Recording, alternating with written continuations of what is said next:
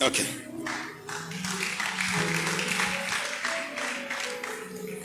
I just wanted to add this. Please, man of God. Every man was called, and your wife was not there when you were called. So your wife is not a pastor.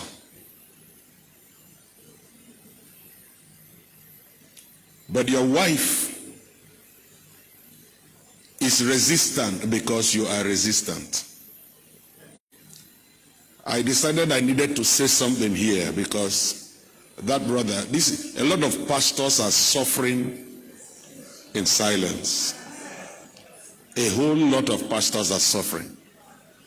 Forget about the effigy you see on the stage, on the altar. A lot of pastors will open their eyes in hell because of their wives after raising the dead.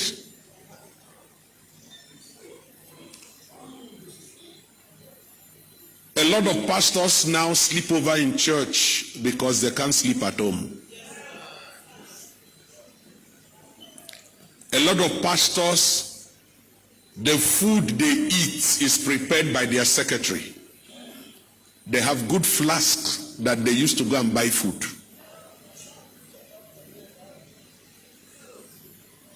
A lot of pastors have not touched their wives in the past 3 months.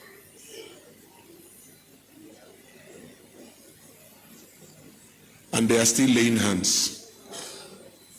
I handled the case of a pastor. The wife was the person who brought the case to me. And I had to call him because he's my friend. And the wives told me that they sleep in one bedroom bed with a pillow in between so that nobody's body will touch the other.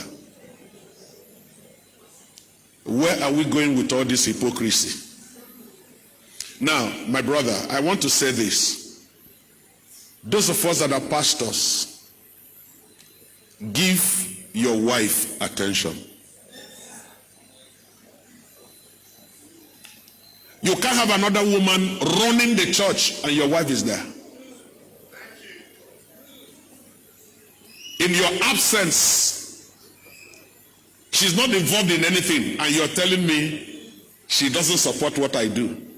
The person you are giving over what she should do, who raised that person? Can we come back and become, see, 1 Chronicles 16:43. 1 Chronicles 16 verse 33. All the people departed, every man to his own house. David returned to do what? His own. His own. When you give out money to staff, secretary, women leader, people who are doing this, what have you given to your wife? When you appreciate your secretary, he's not looking tidy, you're not looking good, go and do your hair. When last did you give your wife money to do her hair? When you appreciate people, your wife is your number one fan. So you must be able to invest in your wife. Invest in your children. The same thing happens to those. Bishop has answered those that are handing over. If it is the son that is carrying the spirit, transferring of the baton is about spirits.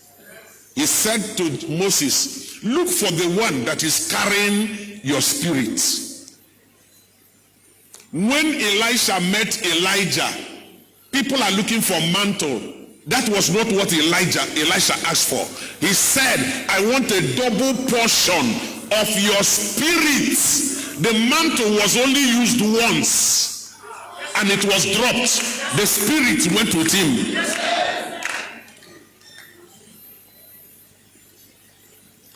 So number one, sit down with your wife and ask your wife, what will it take me to have you stand by me? Be open. Please, please. It's not about clapping hands.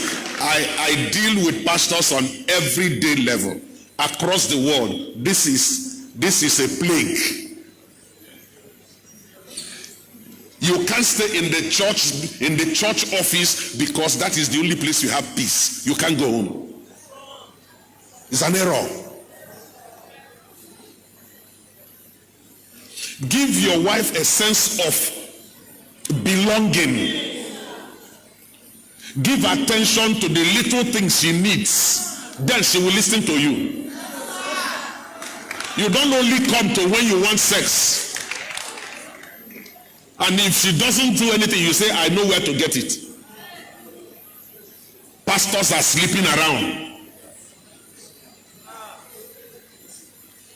If I am a woman and I see a woman closer to you than me, I will fight you. Except that woman has been reduced to nothing, that she doesn't have any sense. It's important that we understand this. Because even with what we are doing, people are watching. There are women, there are men that will not stay under you if you are not doing well with your wife. Because their wives will not want their husbands to be contaminated. So they will love you from far. And they cannot stay to stay under you. The problem is what is going on between you and your wife. So they don't want their husband to copy it.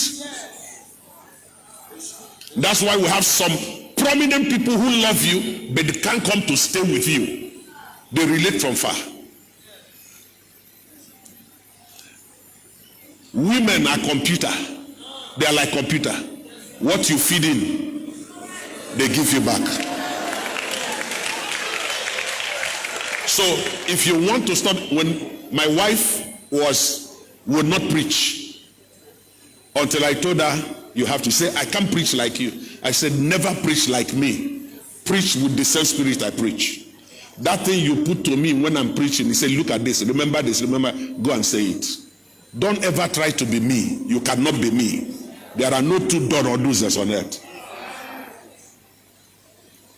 Encourage you. Don't make a mockery of her when she makes a mistake. Don't compare her with other women. Can you see that woman? You are only telling her that she's nothing. You should be able to tell her, I know you can do better than that woman. If she wants to preach and she brings outline, don't say go and pray and tell God. Help her to develop outline. Give her your time. Give her your money. Give her your presence. And then let her see your anointing. If you are a true man of God doing things and you don't despise your wife, your anointing, she will carry it. Please, men of God, return to your house and bless your house. Leave the congregation to go. Thank you, sir.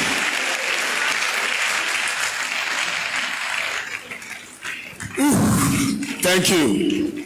You better clap.